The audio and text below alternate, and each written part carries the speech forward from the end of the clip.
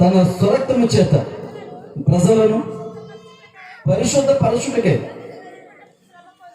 గవిని వెలుపట ఎక్కడ పొందాడట శ్రమ?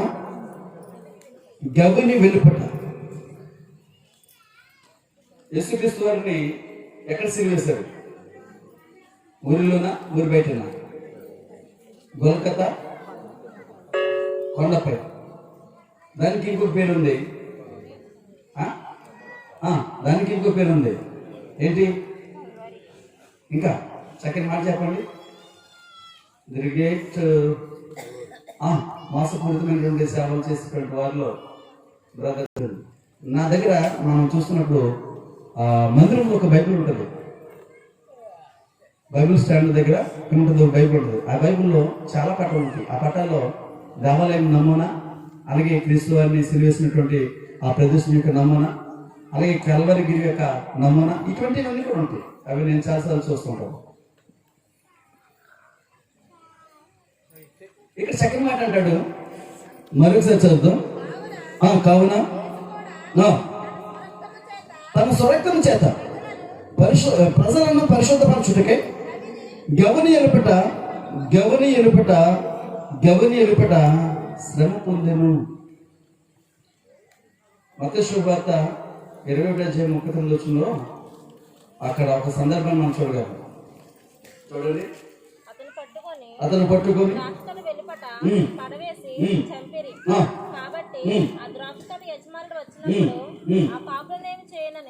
చాలు. ఆ వచ్చిన మనం చదివేటప్పుడు పైన 33 నుండి 40 వరకు చదివితే అక్కడ ఒక సందర్భాన్ని మనం చూడగలం. మరి యొక్క ఉపమానం, రాత్రి కూడా ఒక ఉపమానం గురించి మనం మాట్లాడుకున్నాం. ఇక్కడ చెప్తున్నాడు, మరి యొక్క ఉపమానం వినుడి. ఇంటి యజమానుడు ఒకడు ఉండేను. అతడు ద్రాక్ష తోట నాటించి దాని చుట్టూ కంచె వేయించి అందులో ద్రాక్షల తొట్టి తొలిపించి గోపురం కట్టించి ఎవరికి ఇచ్చాడట? కాపులకు దానిని గుత్తకిచ్చి దేశాంతరం పోయిన. వినండి, చక్కని సందర్భం మనం చూడగలుగుతాం. ఒక యజమానుడు ఒక ద్రాక్ష తోట నాటిన తర్వాత దాని చుట్టూ ఏముంచాడు? కంచి ఉంచాడు. ఏదో తండ్రి దేవుడు మన ఆధిపత్యులైనటువంటి ఆదామును అవను ఒక తోటలో పెట్టినప్పుడు ఆ తోట చుట్టూ ఏముంచాడంటే కెరూబులను ఉంచాడు. ఓకే, సరాపులను కొనుక్కొని ఓకే కాదండి. అంటే తండ్రి అయిన దేవుడు తన ప్రజలకు ఒక రక్షణ వలయాన్ని కలిగజేస్తున్నాడు. ఆ రక్షణ వలయంలో నీవు బ్రతకాలని మనమందరము ఆయన సన్నిధి బట్టి సంతోషించాలని ఆశపడుతున్నాడు. కానీ మానవలమైనటువంటి మనము అనాది కాలం నుండి, ఆదాము కాలం నుండి నేటి వరకు కూడా ఆ రక్షణ వలయాన్ని తెంచుకుని బయట బ్రతకాలని ఆలోచన చేస్తున్నాం తప్ప దేవుడు ఇచ్చినటువంటి ఈ రక్షణ వలయంలో బ్రతుకుదాం. దేవుని బిడ్డలం కనుక దేవుని మహిమపరుస్తూ ఆయన సంతోషపరుస్తూ ఆయన కలిగినటువంటి సంతోషాన్ని మనం కూడా అనుభవిద్దామన్నటువంటి ఆలోచన నాటి నుండి నేటికి ఏ మానవునికి కూడా లేకపోతున్నది. ఎందుకంటే అంత దృఢ సంకల్పం ఉన్నట్లయినా కానీ ఏదైనా చిన్న చిన్న శ్రమలు వచ్చినప్పుడు దాని నుండి తొలగిపోవడానికి లోకమును చూసి, మనకంటే లోకము చాలా బాగుంది అనుకోండి, అందమైనటువంటి లోకంలోకి బాహాటంగా నడిచి వెళ్ళిపోతున్నారు. అందుకని ఆయన అంటాడు, పరలోక రాజ్యము చాలా ఇరుకైనటువంటి మార్గము, చాలా ఇరుకైనటువంటి మార్గము. ఆ ఇరుకైన మార్గంలో ఎన్నో శోధనలు, వేదనలు ఉంటాయి.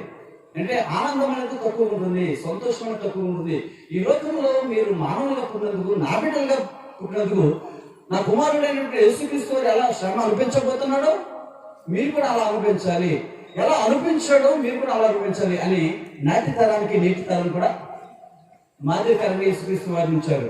నాటి తరంతో అన్నాడు, రాబోయే తరాల్లో ఒక మహానుభావుడు పుట్టబోతున్నాడు ఆయన క్రీస్తు. ఆయన ఎటువంటి శ్రమలు అనుభవించబోతారో అటువంటి శ్రమలు మీరు కూడా అనుభవించాలి. శ్రమలు అనుభవించిన మీదటే మీరు నిత్యరాజ్యానికి చేరుకుంటారు. ఎందుకంటే మీ ఆది తండ్రి అయినటువంటి వాడు చేసినటువంటి పాపము జన్మత కర్మత, అంటే జన్మత పాపి కాకపోయినా కర్మత పాపం అయిపోయారు కనుక అతను చేసినటువంటి పాపం మీకు సంక్రమిస్తూ వస్తుంది. ఆ పాపం నుండి మీరు విముక్తులయ్యి నిత్యరాజ్యం చేరుకోవాలంటే ఈ యొక్క జీవితంలో అనేక శ్రమలు, అనేక ముళ్ళబాట మీకు ఎదురవుతున్నది. వాటి నుండి విడిపించబడాలి. దానికి ఇంకా మనం ముందు చూద్దాం. దాని నుండి విడిపించబడడానికి తండ్రి దేవుడే మార్గం చూపిస్తాడు అనేటువంటి విషయాలు కూడా మనం ముందు చూద్దాం. కాబట్టి ఆనాటి నుండి జరుగుతున్నటువంటి ఆ తంతి నేటికి కూడా జరుగుతుంది.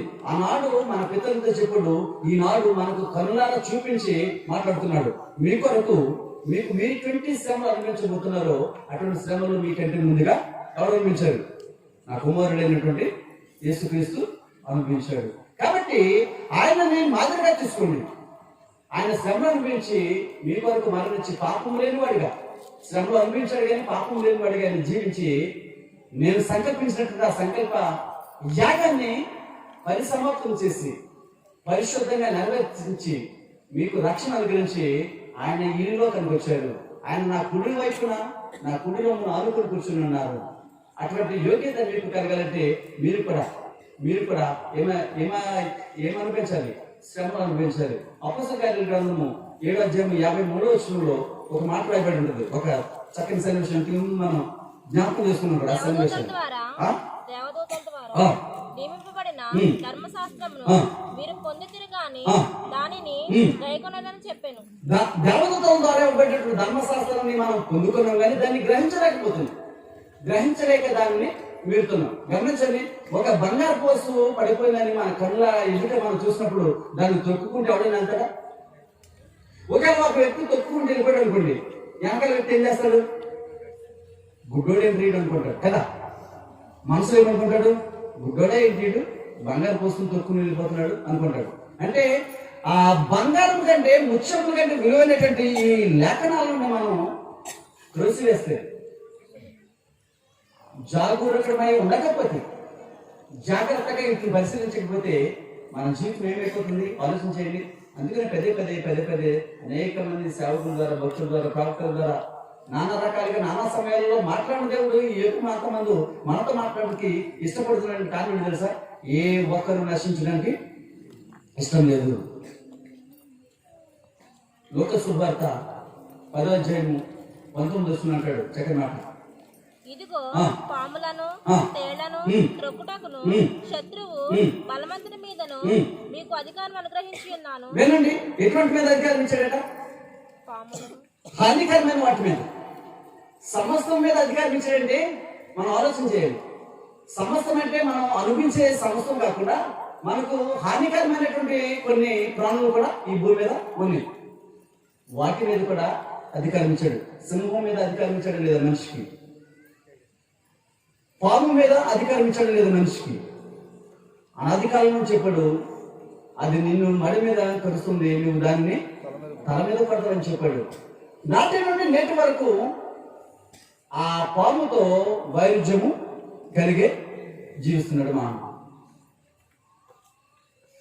కానీ ఏ సమయమైనా మనకు విరోధమైనటువంటి ప్రాణి ఏదైనా ఉందంటే, మనకు హాని చేసే ప్రాణి ఏదైనా ఉందంటే దాని మీద అధికారము అంతిమంగా ఉంది మానవుడు. అందుకని నశించిపోవడానికి మానవుడు ఎంత మాత్రం కూడా దేవునికి ఇష్టం లేక, అదే లోక సువార్తికులు 19వ అధ్యాయం 10వ వచనం అంటాడు, నశించిన దాన్ని వెదకి రక్షించడానికి మనుష్య కుమారుడు నిన్నటి రాత్రి కూడా మనం చదువుకున్నాం మనుష్య కుమారుని గురించి. ఓక గారు ప్రత్యేకించి ఎస్గేల్ గ్రంథమందు రాయబడినటువంటి 1వ అధ్యాయం 10వ వచనంలో రాయబడినటువంటి ఈ యొక్క మానవ ముఖము అనేటువంటి మాటను మనుష్య కుమారుడు అని చూపించడానికి ఎంతో తాపత్రయపడతాడు లోక గారు. మనం తప్పనిసరిగా 4 సువార్తలు చదువుతున్నప్పుడు తప్పనిసరిగా గుర్తుంచుకోవాల్సింది ఏంటంటే, మత్తయి సువార్తికుడు ఎవరిని పరిచయం చేస్తాడు? ఎస్గేల్ గ్రంథంలో 1వ అధ్యాయం 10వ వచనంలో ఉన్నటువంటి సింహపు ముఖాన్ని గుర్తు చేస్తాడు. మత్తయి సువార్తికుడు, మార్కు సువార్తికుడు ఎవరిని గుర్తు చేస్తాడు? అంటే ఎద్దు ముఖాన్ని, అంటే సావుకునే లక్షణాలను గుర్తు చేస్తాడు. తర్వాత లోక సువార్తికుడు ఎవరిని గుర్తు చేస్తాడంటే మానవ ముఖాన్ని, అంటే మనుష్య కుమారుని గుర్తు చేస్తాడు. యోహాను సువార్తికుడు 4వ ముఖం పక్షిరాజు ముఖం. గమనించండి, ఆ 4 సువార్తలు ఎహెజ్కేలు గ్రంథం 1వ అధ్యాయంలో 10వ వచనంలో రాయబడినటువంటి ఆ భావానికి సరిసమంగా చూడగలము. అంటే నాటి భక్తులు ఎంతటి అనుభవ జ్ఞానంతో రాశారు. అనుభవ అంటే వారి పరిశుద్ధాత్మ అభిషేకం చేత నింపబడ్డారు. వారు అలా జీవించారు కనుక అటువంటి శ్రేష్టమైన మాటలు రాయడానికి కృప చూపాడు. యేసుక్రీస్తు వారి కాలంలో కూడా అనేక మంది స్త్రీలు ఆయనకు పరిచయం చేయడానికి ఇష్టపడినప్పుడు ఒక స్త్రీ అయితే ఆయన భూస్థాపితానికి మాదిరిగా ఒక విలువైనటువంటి అత్తను తీసుకొచ్చి ఆయన పాదాలను పూసినప్పుడు ఆయన అంటాడు, ఈమె నా భూస్థాపిత నిమిత్తము ఈ గొప్ప కార్యము చేసింది. ఈమె నా సువార్త ఎక్కడైతే ప్రకటించబడుతుందో అక్కడెల్లా ఈమెను జ్ఞాపకము చేసుకుంటారు. చూడండి, ఒక సాధారణమైనటువంటి వ్యక్తి, ఆమె గనురాలు కాదు, జ్ఞానవంతురాలు కూడా కాదు, లేకపోతే ఈ ప్రపంచంలో అనేక మంది సంపాదించినటువంటి వ్యక్తి కూడా కాదు. కానీ దేవుడు అంటాడు, తనకు పరిచయం చేయడం బట్టి ఆమె మనసులో తండ్రికి ఇచ్చిన కుమారుడైన యేసుక్రీస్తు వారికి ఇచ్చినటువంటి ఆ గొప్ప స్థానాన్ని బట్టి ఆయన ఒక చక్కని బహుమానాన్ని అనిపించాడు. నా సువార్త ఎక్కడైతే ప్రకటించబడుతుందో భూలోకంలో అక్కడెల్లా ఈమె పేరు జ్ఞాపకార్థంగా ఉంటుందని చెప్తున్నాడు. కాబట్టి పరిచర్య ధర్మమును మించినటువంటి ఉత్తమమైన పని ఈ భూలోకంలో మానవునికి మరొకటి లేదు. పరిచర్య అంటే పలు రకాలుగా ఉంది. ఒకటి వాక్యం చెప్పేవారిగా ఉండొచ్చు, ఒకటి మందిరం కొరకు పాటుపడే వారిగా ఉండొచ్చు, అలాగే మన తోటి వారి కొరకు వారి శ్రమలలో సహాయం చేసేవారు ఉండొచ్చు, వారికి మంచి మాటలు చెప్పేవారు ఉండొచ్చు, వారిని నిందించే వారిగా కాకుండా నిందలలో కూడా వారిని ప్రేమించే వారిగా ఉండొచ్చు. నీకున్నటువంటి మంచితనాన్ని ఎవరు కూడా దొంగిలించలేరు. నీ దగ్గర 1 కేజీ బంగారం ఉందంటే నీ ప్రాణం నిలబెట్టుకుంటావు. నిద్ర ఉండదు, ఆహారం ఉండదు, సంతోషం ఉండదు. ఏంటి ఒక మన ముందు సేవకులు చాలా మంది చెప్పారు. అందులో డాక్టర్ గారు, మన భాస్కర్ మాస్టర్ గారు పదే చెప్తారు. ఎవరి కథ? ఒక మంగళవాణి కథ, ఒక రాజు మంగళవాణి కథ. మన సంఘంలో చాలాసార్లు చెప్పారు. రాజుగారు రోజు అడిగాడట, ఏమై మంగళి ఎలా ఉంది గ్రామం అంటే? చాలా బాగుందండి అన్నాడు. ఆ పట్టణం అంతా లేకపోతే ఆ గ్రామం అంతా ఆకలి దప్పులతో అల్లాడిపోతుంటే వీడు మాత్రమే అన్నాడట, చాలా బాగుందండి అని చెప్పాడట. ఒక రోజున రాజు అనుమానం వచ్చి, ఏంటి గ్రామం అంతా లేకపోతే పట్టణం అంతా ప్రజలు ఆకలి దప్పులతో అల్లాడిపోతున్నారు, వీడు చూస్తే చాలా పచ్చగా నిగనిగలాడుతుంది, బంగారం ఏమి వీసిపోతున్నా అంటున్నాడు ఏంటి అని ఆలోచన చేసి వాడి దగ్గర ఉన్నటువంటి మంగళపు ఏదో ఉంటుంది కదా, ఆ బాక్స్ తీసి వాడికి తెలియకుండా చూస్తే అందులో ఇంట్లో ఉండే బంగారపు ఉండకపోయినంట. బంగారపు ముద్ద చెప్పాడట. ఆ బంగారపు ముద్ద తీసి దాయమన్నాడట. 2వ రోజు అడిగాడు రాజు గారు, ఏమయ్యా మంగళ గారు ఎలాగుంది పట్టణం అంటే? అయ్యా పట్టణం ఘోర విపత్తుతో సతమతమైపోతుంది అన్నాడట. అంటే వీడి దగ్గర ఏం లేదు, ఇప్పుడు వీడి దగ్గర బంగారం పొంది అదే సర్వస్వం అనుకున్నాడు. మన ముందు మన కనులకు కనబడుతున్నటువంటి ఈ లోకమే సమస్తం అనుకుంటే కలగబోయే లోకం గురించి తెలుపుతున్నాడు ఈ సువార్తికుడు, ఈ పత్రిక రాసినటువంటి అపోస్తులుడు. చక్కని మాట. మనము కూడా శ్రమలను అనుభవించాలి. ఇందాక మనం చదివాం కదా, అపోస్తుల గారి 7:53 తర్వాత 58 కూడా చదవండి. 58 పట్టణపు వెలుపలికి అతనికి వెళ్ళగొట్టి రాళ్ళు రువ్వి చంపిరి. ఎవరని అన్నప్పుడు ఎక్కడ అన్నప్పుడు పట్టణ పిలుపులు అన్నారు. ఎవరిని అన్నప్పుడు ఇందాక వారిని సహోదరులను పిలుచుటకు ఆయన సిగ్గుపడక ఈ నామమును నా సహోదరులకు ప్రచురపరుతును, సమాజం మధ్య నీ కీర్తిని గానము చేతును అనెను. ఎక్కడట? సమాజము మధ్య కీర్తిని, సమాజం మధ్య ఆయన కీర్తించబడిన అర్హుడు. ఏ సమాజం మధ్య?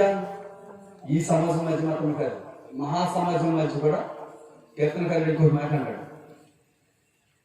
38వ కీర్తన 18వ వచనంలో ఒక చక్కని మాట అంటాడు.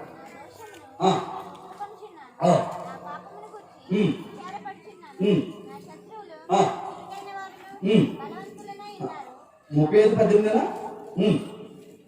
నిర్హేతుకముగా ఉమ్. నన్ను ద్వేషించువారు అనేకులు. ఉమ్. మేలు నాకు ప్రతిగా ఉమ్. వారు కీడు చేయుచున్నారు. అప్పుడు 35:18 మహాసమాజంలో నువ్వు చదువు అడిగాడు. పద్మ ఏం చదువుతున్నావు?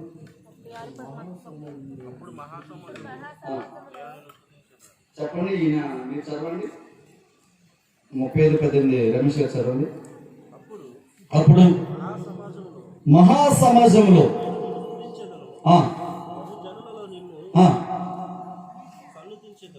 బహుజనులలో నిన్ను ఎక్కడ ఆయనకు మహిమ ఎక్కడ కలిగేది? సమాజంలో మాత్రమే కాదు, మహాసమాజంలో కూడా ఆయనకు ఏం కలగాలంటే మహిమ కలగాలి. ఎందుకని యేసుక్రీస్తు వారు సువార్తను ప్రకటిస్తున్నప్పుడు మత్తయి సువార్త 5వ అధ్యాయంలో జనాలు ఎలా వచ్చారట? సమూహములుగా వచ్చారు. యేసుక్రీస్తు వారు మాట్లాడుతుంటే జనములు ఆయన నోటి నుండి వచ్చేటువంటి మాట కొరకు నిద్రాహారాలు నిద్రాహారాలు అంటే ఏంటి? ఆహారము, నిద్రపోవడం. ఈ రెండు కూడా ఏకదైతిగా ఆయన ప్రసంగానికి మాత్రం ముగ్గులేదు. ఇటువంటి సంగతులు ఈ మునిపెన్నడు మేము వినలేదు, కనలేదు. ఇంత గొప్ప సంగతులు మాట్లాడడానికి ఈయనకి ఎంతటి జ్ఞానం ఎక్కడి నుంచి వచ్చిందని శాస్త్రులు కూడా విస్తుపోయారు, పరిసయులు కూడా బిత్తరపోయారు. వినండి, అంతటి మహాజ్ఞానాన్ని మనం ఈ రోజు నన్ను నేర్చుకుంటున్నామంటే దేవుని ఎన్నికలో, ప్రణాళికలో మనం ఉన్నాం. కనుకనే ఈ రోజున ఇంతటి సువార్తను కొనసాగించడానికి దేవాది దేవుడు ఆయా కుటుంబాలను ఈ రోజున ఈ పరిచర్య బహు భారమైన పరిచర్య. ఎందుకంటే ఒక ప్రార్థన పెట్టాలంటే దేనితో కూడుకున్నది? ఖర్చుతో కూడుకున్నది. చూడండి, ఒక ప్రార్థన పెట్టాలంటే ఈ రోజున ఇటువంటి ప్రార్థన పెట్టాలంటే కనీసం 2-3 వేల రూపాయలు లేదంటే అవును. ఇంకా ఎక్కువగా పెడుతున్న వారు ఉన్నారు. 5,000, 10,000 ఖర్చు పెడుతున్నాం, 20,000, 25,000 ఖర్చు పెడుతున్నాం, 30,000 ఖర్చు పెడుతున్న వాళ్ళు ఉన్నారు ఈ ప్రార్థన గురించి.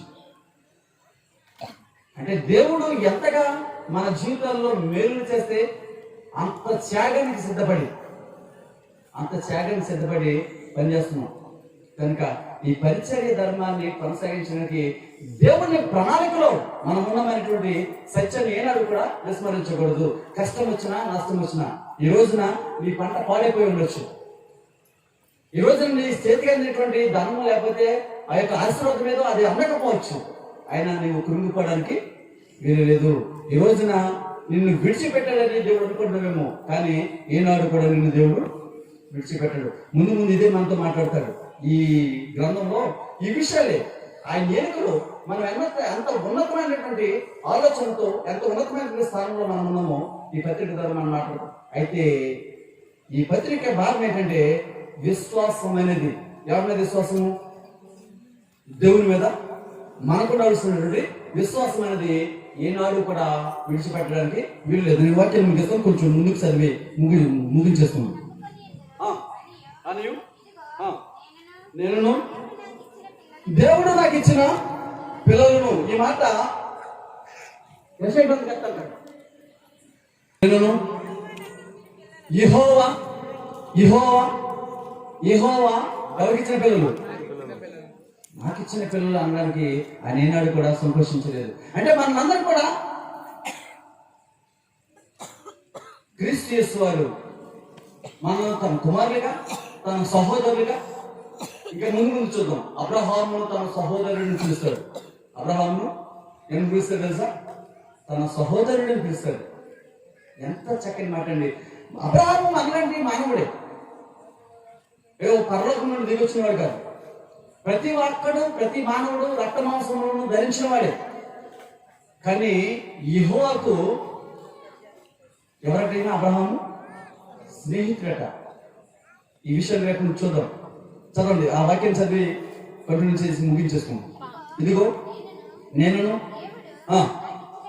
నాకు ఇచ్చిన పిల్లలను అని కాబట్టి ఆ పిల్లలు రక్త మాంసములు గలవరైనందున ఆ ప్రకారమే మరణం యొక్క బలము గలవానిని, అనగా అపవాదిని మరణము ద్వారా నశింప చేయుటకును కాలమంతయు జీవితకాలం అంతే మరణ మరణ భయము భయము ఆ, ఆ, లోబడిన వారిని ఉమ్, శిక్షించుటకును ఆ, ఆయన కూడా ఆ.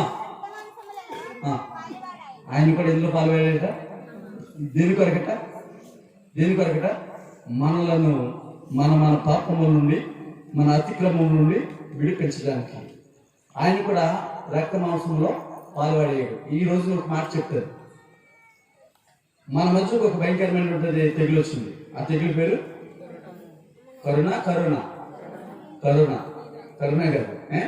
అందరు కరుణ కరుణ అంటున్నారు చాలా మంది. కరుణ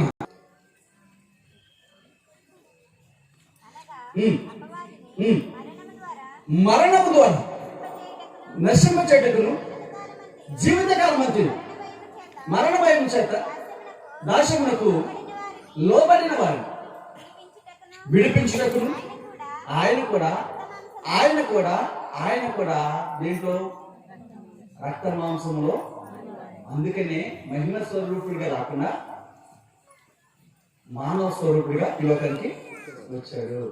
మానవ స్వరూపుడిగా వచ్చాడు కనుక ఆయనను లోకం ఏం చేయలేదు, నమ్మలేదు. తన స్వకీయులే నమ్మలేదు. మాట మనం అంటుంటారు కదా, ఇందాక ఐగర్ కూడా అన్నారు, ఆనందరావు గారు ఉంగరాలు చెయ్య కావాలన్నారు. నేను చెప్పాను, మీరు ఎదురు జరగమని మీరు జరగలేదు, మీకు ఉంగరాలు చేయ మేము లేని కొట్టాను, నేను ఉంగరాలతో ముక్కుతాను అంటే మాట. అంటే కొరడాతో వస్తే ఏం చేస్తాం, జడుస్తాం. మృదువైన మాటతో వస్తే చెప్పండి, మృదువైన మాటతో వస్తే ఏం చేస్తాడు అనుకుంటాం కదా. ఆ నెగ్లెజెన్సీ, ఆ అశ్రద్ధ దేవుడు అనుగ్రహించినటువంటి రక్షణ ప్రణాళికకు మనం దూరం చేస్తుంది. ప్రతి మాటకు లోబడి, ప్రతి మాటను గౌరవించి, దేవుడి మాట పలికినటువంటి ప్రతి మాటకు మన జీవితంలో పెద్దపీట వేసి ఆ మాటను లోబట్టి, ధర్మశాస్త్ర గ్రంథాన్ని ప్రేమించి లోబడి జీవిస్తే మరణ పాశములు మనం చుట్టుకునే కానీ వాటి నుండి విడిపించగలిగే శక్తి తండ్రి దేవునికి, కుమారుని యేసుక్రీస్తుకు నడిపిస్తున్న పరిశుద్ధాత్మకి ఉంది. కనుక ఈ రాత్రి వాటిని ముగించుకున్నాం. ఒక ధనికరమైనటువంటి ఈ సమయంలో నా సంఘం అంతా దేవుని ఆరాధిస్తుంది. ఆ సంఘంలో నేను కూడా సభ్యురాలను, నేను కూడా ఆ ఆరాధనలో పాల్గొనటువంటి ఆలోచన, ఆ దృక్పథము ప్రతి క్రైస్తవునికి ఉండాలి. అప్పుడే సంఘము మహిమకరంగా, దేవుని నామం అత్యుత్తమంగా లోకానికి కనబడుతుంది. క్రైస్తవులు అని ముద్ర వేయించుకోవడం లేదు, క్రైస్తవులుగా బ్రతికితనం చెప్పడం లేదు, బ్రతికి చూపించాలి. ఈ రోజున ఒక మాట అంటారు ఏంటి, హిందువుగా